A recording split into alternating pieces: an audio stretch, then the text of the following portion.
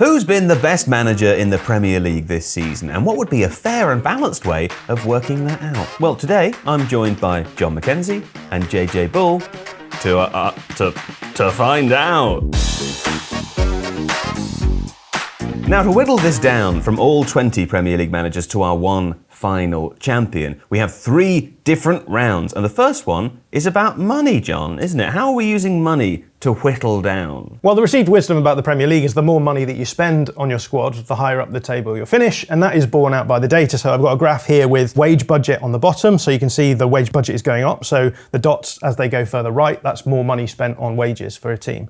And then on the left-hand side, we've got the position of the team in the Premier League as things stand. And as you can see, the further right you go, the more likely you are to finish higher up the table. There are some outliers. We've got Manchester United, who famously have a fairly high wage budget. They're not performing particularly well, so they're well below the line here. And then at the other end of the spectrum, we've got Forest, who have a relatively low wage budget for their position in the league. But generally speaking, you can see the line of best fit is going upwards. That means that, generally speaking, there is a correlation between how much you spend on wages and where your team are going to finish. But how does this help us determine which manager has been best? It doesn't really, because this doesn't tell us anything other than like the big teams spend more money and therefore have better players. Yeah. What we want to do is try and find out how managers have actually impacted their wage budget by making them more valuable than they might be. Being more efficient. Being more efficient, yeah. So the way that we're going to do that is we're going to divide the wage budgets for each team by the amount of points they have so far to work out how much they've spent per point in the Premier League. And that gives us this table here. This is cool. Okay, and the main surprise here for me, although perhaps it shouldn't be a surprise, is that despite Southampton presumably having one of the smaller wage budgets, they're still bottom of the table for wages spent per point. Yes, so the ones over here are obviously not good. It's particularly Southampton, who you'd expect to have a few more points per what they spent. But you also see teams like Man City, who obviously pay a lot of money for their players because the better players cost more in wages. But that's still a big underperformance by managers like Pep Guardiola, who you'd assume would be going to win that Manager of the Year award every single year anyway. Obviously, Man United well overspend on their wage budget, so the points they've got are far fewer than they'd want to have, and sort of skewer the logic that the more you pay for wages, the better you are, because clearly Man United are not as good as the money they spend on their wages. So that's one of the problems. However, if you go and jump all the way back up to their side, you've got teams like Brentford consistently massively overperforming their budgets.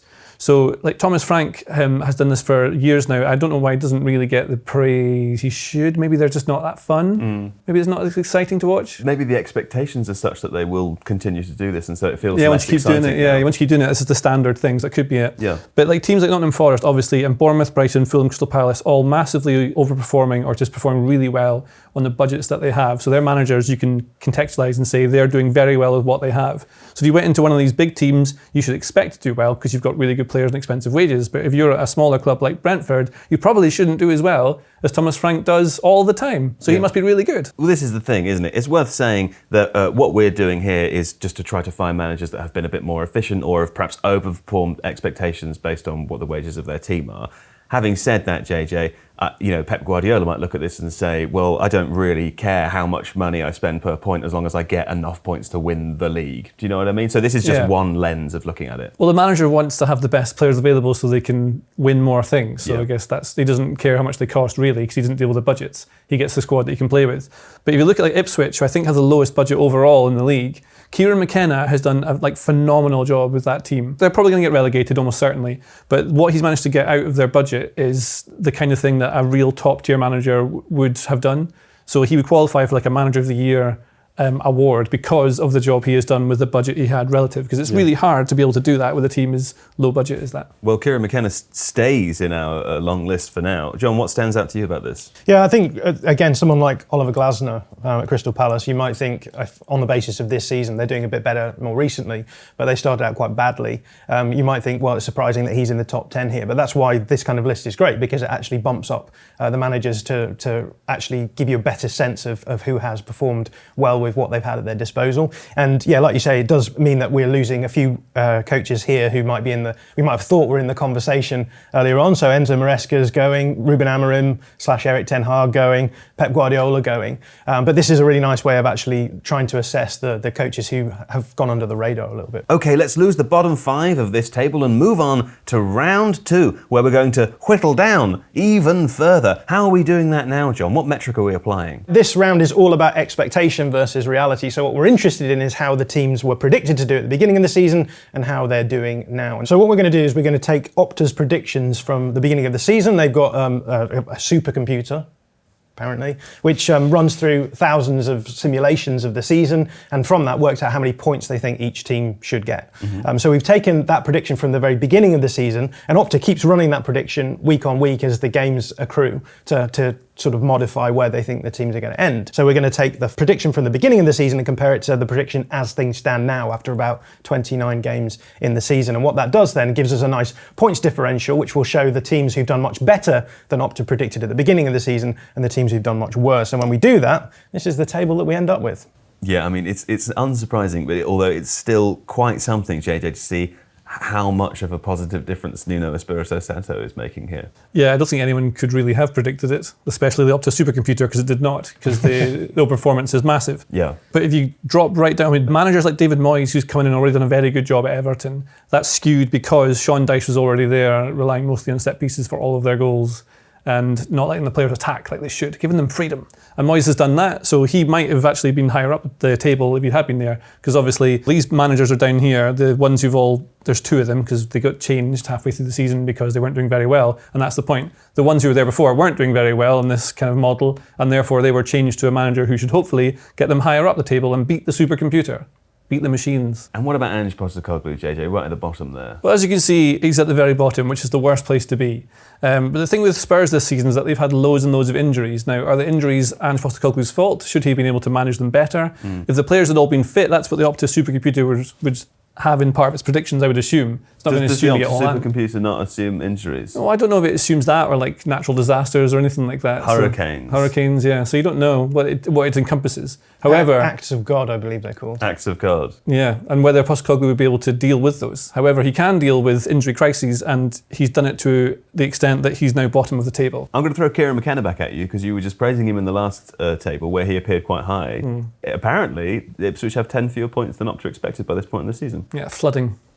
It's worth saying as well, I think, that it's tricky for Opta to predict where the promoted teams are going to finish, because the data that they're using to weight how good a team are or aren't is based on their performances in the Championship, and these teams have obviously just come up. They've dominated in the league, so it's very hard to get the balance right between how they've been performing the season before and how they are performing now in the league above. Okay, well, there we go. This was round 2. Let's now lose the bottom 5 managers, and we're left with our final shortlist of 10. And instead now of applying any more data lenses, what we're going to do is get John and JJ to use the power of their minds to come up with their final ranking 1 to 10. Now, while you do that, let me tell you, we also asked the hive mind out there in our WhatsApp group for their predictions too. So stick around and we're going to hear who the audience believe should be number 1. And while you guys are working on your lists, let's hear from Phil Hay with something just a little bit interesting. Sergio Ramos, Real Madrid legend, Spain legend, and a man with a disciplinary charge sheet as long as his arm.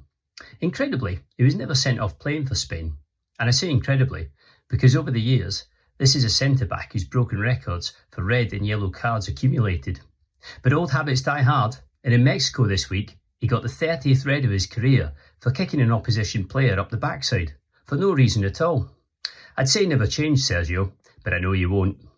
We bring you these nuggets and all the big football stories every day in the Athletic FC newsletter. Sign up below by clicking the link. Hey, thanks, Phil. Okay, great. Well, here we go. We've got our final 2 lists, and now we can reveal from 10 to 6, just to keep it spicy. And there they are. Okay, so the main thing I'm seeing is that there's a little bit of disagreement around Mikel Arteta. John, you've placed him 8th. JJ, 10th. John, how come he's not bottom of your list? Yeah, it's interesting, isn't it, that a manager who's finishing second in the league is in the bottom half of our top 10.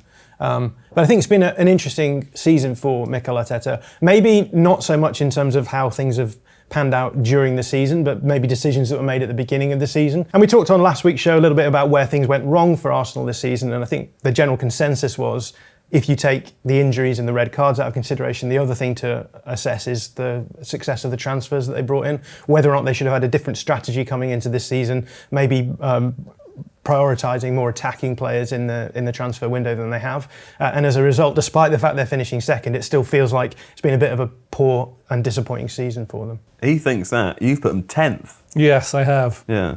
An important thing for me when judging a manager's performance is how much I enjoy watching their team play. And I don't enjoy watching Arsenal play very much. They've got great players, most of them are injured. I feel like there's a strong chance that is linked to them overplaying an awful lot last season, and not signing key individuals for the forward line seems like a really obvious thing to have done. Obviously, with hindsight, you're kind of there. They've got a big wage budget. The Opta prediction had them sitting roughly where they are and where they're going to finish. So I think he's done basically about as well as he was going to do. Managing the injury crisis is difficult, but then all of a sudden he's got like Ethan Nwaneri pops up, and you've got Miles Skelly pops up, which is, he's obviously helped to get them into that first team. So that's going to be part of coaching and getting them ready for that. So that's a plus point. But I think other managers lower down in the financial league have just done more with what they had available. I would expect if I dropped you in charge of Arsenal right now, you would do a pretty good job with them. Probably not as well as Arteta, to be honest, but I think he is where he is because of what he's got available to him. His job is, over a few years, very impressive, but this season I feel like he wouldn't have been the best in the league and has not had as good a season as others above him. You're just below Mikel Arteta in JJ's list. You're number 11. I'm sorry about that. Before we reveal the top half of the table, JJ, I can see that Thomas Frank appears in your bottom half, but nay in John's. Why do you think he's made it higher in John's list? Because he's probably thought about it a lot more than I have. Right. Well, let's reveal the top half of the lists now, and we'll see winners as well. Here they are. So we do have different managers in the number one spot. We'll come to that shortly. Well, can I justify Thomas Frank being the bottom half? Of course you can. You've got him in 6th. John has got him in 3rd, as it appears. But go on. So I think Frank, as we talked about earlier, his overperformance with wages relative to where they keep finishing, and especially like transfer fees paid for players, like their squad I think is maybe one of the lowest valued as well in the league. To do that, if you were starting like any sort of video game with that team, it's very hard to get results out of that. And in real life, it's exactly the same. So he's got very limited resources, gets an awful lot out of it. But to do that, I think you have to be really efficient, and it makes it kind of alluding to earlier, a bit less fun to watch often. Mm-hmm. And maybe that's what it is like because Brentford haven't had a run like Nuno's Nottingham Forest have, that would be what gets you like the nod, because you've got to do the extra bit. Well, you've got Eddie Howe ahead of him as well. And is it because he's won a trophy? Because he won a League Cup, yeah. These things mean something. Yeah, I think so.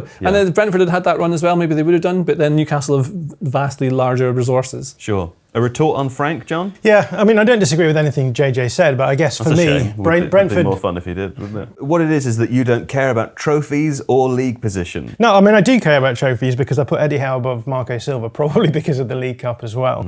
But I think with Thomas Frank, I just think that the resources that he's operating with are, I guess, towards the lower end of some of these other managers that we're talking about. I think that they make incredible gains in terms of what they do because they're so efficient. So they ran for a number of seasons in the Premier League a midfield of Vitaly Janelt, Matthias Jensen and Christian Norgard, who basically cost them around, I think, 7 million euros when they brought them in. Just incredibly low midfield, and that's carried them for a number of seasons through the Premier League. That's really impressive. This season, Damsgaard has come in. Damsgaard they spent a little bit more money on, but last season had a really poor season, and I think most coaches might have binned him off on the basis of last season. This season he's come in, he's trusted him and got him playing to a level where he's one of the best creators outside of the big 6 teams.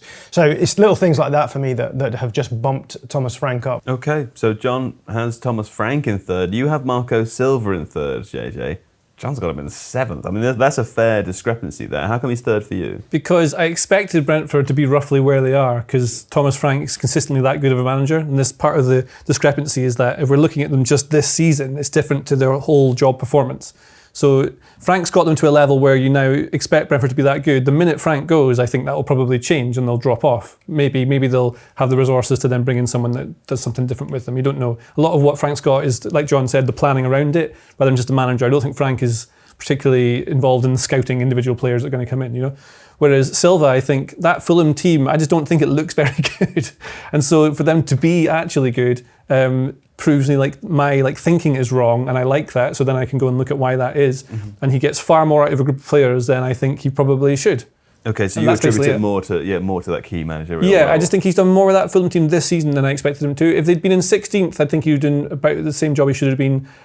slightly higher up, maybe it's about the same. Because they're in the fight for Europe, it's really impressive to me. I think one of the metrics that I have just running in the back of my head when I'm making these decisions is, has the coach been at the club for longer? Well, Marcus Silva's got the team playing really well, but he's been there for a few seasons now. He's able to instill his ideas, and I think that's really great. Right, but I've yeah. maybe got a few managers above him who I've put in just because I'm like, well, Fabian Hurzeler has only been there for a season and he's got his team playing well now. Like, what's that going to look like in 3 years' time when he's reached the same level that Marcus Silva's reached? I'm looking at it, if I was looking at this group of players, who would I think I'd be able to do better with if I was manager? That's the way I look at it. And I think like Brighton's team is much better. I think they have much better individual players, and I could see how that would form into a team that would be able to score against opponents and also be really hard to play against. Whereas I look at Fulham's team and I just don't see the same thing. That makes sense, right? Yeah. I mean, Brighton are currently 7th as we record this in the league. Yeah. They have every right to be there with their team, is what you're saying. Fulham are 8th and probably don't have a right to be there with the quality of their That's players. basically it, yeah. And I think, Brighton spent a lot of money on big players, and Hurzeler, I think he's had quite a lot of injuries, hasn't he, to quite a lot of the key I ones. think they've had the most injuries out of any squad, right? Yeah, I think that's right, because they lost Matt O'Reilly and a couple of others that came in. So I think Minta's injured a lot. Mitoma missed a lot of the season as well. So like you've had like really key players missing. So obviously Hurzeler's done really, really well. But it's kind of, the reason he's so low in mine is because I don't feel like they are consistently able to beat teams. I think it's that they win some games and they lose some games. You don't really know what that is. So it's less inconsistency. No, there's more inconsistency, I should say. This season, I think he's done a very good job, but I still think Marco Silva has done better with this group of players. If in the remaining sort of 10 or so games of the season, Brighton finish 4th, because they're only 2 points off the top 4 at the moment, would you change your mind about how high Hurzeler was? I will do whatever it takes to make sure I look like I'm right. Good to know. Okay. Now, Andoni Iraola, JJ, you've put him in 2nd. John, you've put him in 4th. Both very positive about him this season. Yeah, and I love Andoni Iraola. I talk about him probably more than I should. So I'm kind of interested to hear why JJ put him 2nd and I've put him 4th. I think Iraola's come in and very quickly made them one of the teams that you don't want to have to play against. So like they now feel like a team, like almost Newcastle were a few seasons ago, when Howe came in and made them this really aggressive thing to play against. They beat teams who are much better than them, but based on value of what they have. I think Iraola this season has cemented himself as one of the leading managers in Europe, probably. And I think Bournemouth, having gone from it's little old Bournemouth to being like, oh no, we're playing Bournemouth, is a real sign of what the manager's done. It's not just the tactics and players improving, but the whole atmosphere around it has changed, which is very hard to do. Yeah, absolutely. Yeah, I think last season I would have probably had him like right up there, maybe in the 2nd place slot as well. This season, I think maybe some of the questions I have are about the sustainability of the approach just across all of the teams in the league. Because did you know, Joe, that they've actually, if you take the big 6, and I know the big 6 is sort of compromised by Spurs and Man United having poor seasons, they've actually produced a higher average points per game against the big 6 than they have against the rest of the teams. I did know that. Yeah. Oh well, there we go. But I think for me that's the kind of interesting thing is that Iraola's built a team that they cause problems to big sides. The question for me is how do you then start causing problems for some of the smaller sides? Because that is, for most teams that are in Bournemouth sort of ballpark, that's where they make up their season finishes, right? You win against the teams that you should be winning against, and that gives you the points you then need to boost you up. So Bournemouth mid-table now, in part because they've dropped points against teams like Leicester, like Wolves. These are the teams they should really be winning against, and if they'd done that, they would be right up at the top of the table. Actually, interesting fact that if Bournemouth had overperformed their expected points to the same level that Forest have this season, Bournemouth would be 2 points behind Liverpool, and we would still have a title race on. Now, the expected points tables or whatever, like I wouldn't read too much into them, but it does go on to show that actually, relatively speaking, Bournemouth have probably performed a little bit lower than we might have expected this season. And as someone who watches Bournemouth every week, I've been quite frustrated at their inability to manage winning game states in particular. So they go ahead in games, and then because their play style is all about intensity and pressing and causing teams, destabilising teams and causing a little bit of chaos and being better suited to deal with that chaos. When you're in a winning game state, you actually want to have a bit more control because you want to be able to maintain the ball and make it harder for the opponents to do anything. And that's the area of the game I think I want to see Andoni Iraola improve at, and that's why I put him just slightly lower. I nearly put him at number 1. Really? Yeah. We all love Bournemouth, don't we? Yes. Excellent stuff. Okay, now to the finale of the show here, and I'm very excited to tell the audience that we do have different managers in our first positions. John, you've gone for Arne Slot, which is a little bit of a surprise. And JJ, you've gone for Nuno Espirito Santo, which is perhaps more what I was expecting to see. So John, I'm going to start with you. why have you put Slot first and JJ's put him fourth? Why do you think it's surprising to put the coach who's won the league first? When you put it like that, it sounds strange. But because of Nuno Espirito Santo's insane overperformance, because it feels like maybe it's not a shoe-in, logically speaking, but if you were actually voting in the Manager of the Season award, it's so easy to just vote for Nuno and then not worry about it. Yeah, and again, it comes down to the underlying numbers for me on Nuno. Like, I think what he's achieved with Forest this season is incredible, and it's not just the case that I think, you know, they sort of varianced up slightly and they've had maybe everything sort of roughly go their way, but he has improved them as a team. I think out of possession, some of the stuff they were doing at the beginning of the season, I wasn't that impressed with. I thought they were quite passive out of possession, and allowed teams to come onto them, and then relied on the fact that they had really good box defenders to sort of get them out of trouble. I know, arguably that's a good way to play when you have the sorts of box defenders they have, but generally speaking, if you're playing against Premier League sides, they're still going to cause you a lot of problems if you just allow them to get to your box quite easily. But I think as the season has gone on, they've become much more difficult to play against. I thought the result against Man City was a great example of how they've improved their out possession to make it harder for a team like City to actually get to the edge of their box. Because if they do that, City generally tend to break teams down. So I think there's definitely been an improvement there, but the underlying numbers do show that there has been a lot of overperformance.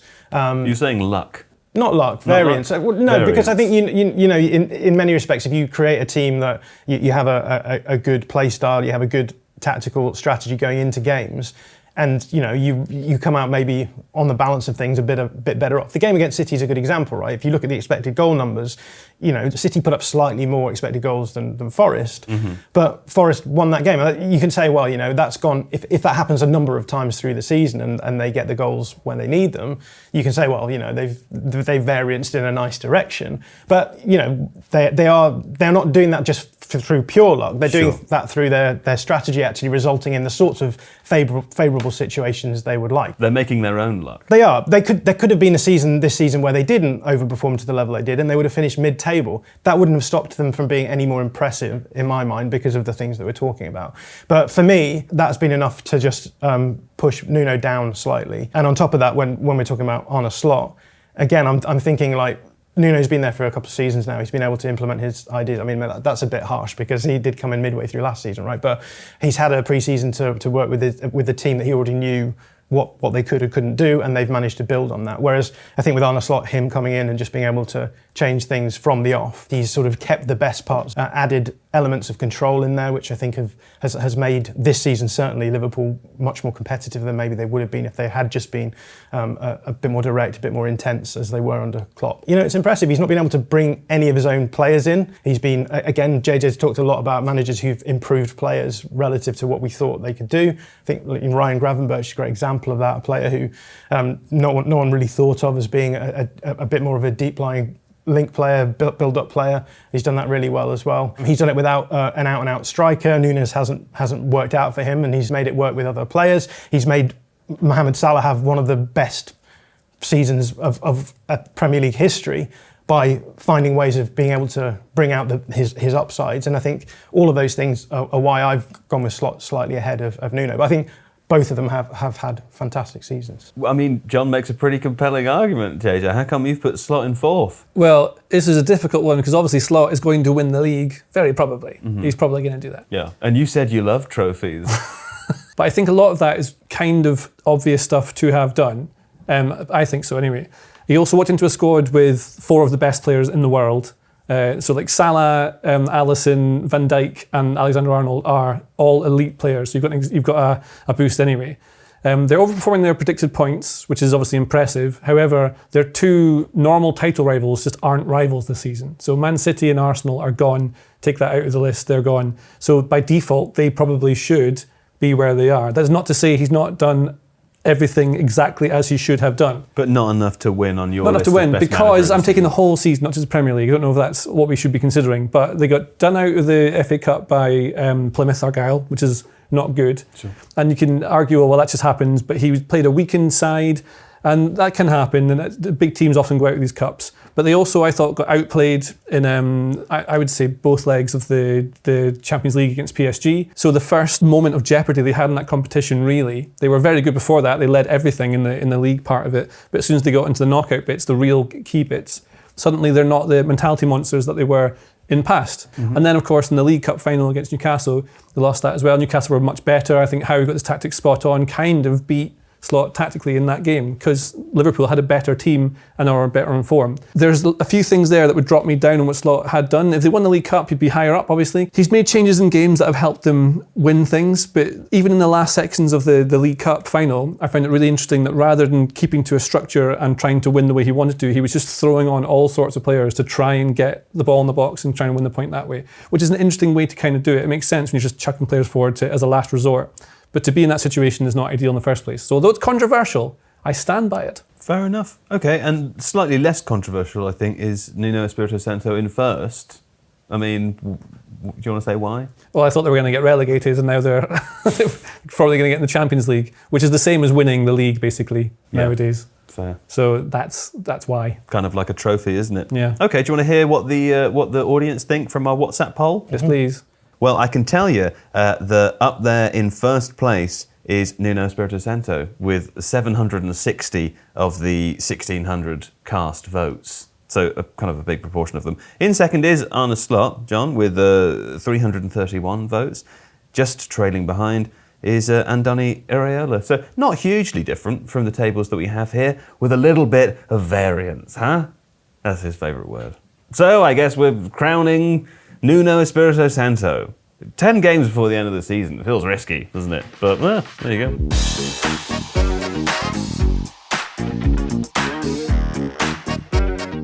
If you like this video, please consider subscribing to the channel. The Athletic is home to some of the world's best sports journalists, including David Ornstein, Amy Lawrence and James Horncastle. With the latest transfer news and insights on every Premier League story that matters, theathletic.com puts you inside football, and you can try it for free now for 30 days. See the link in the description.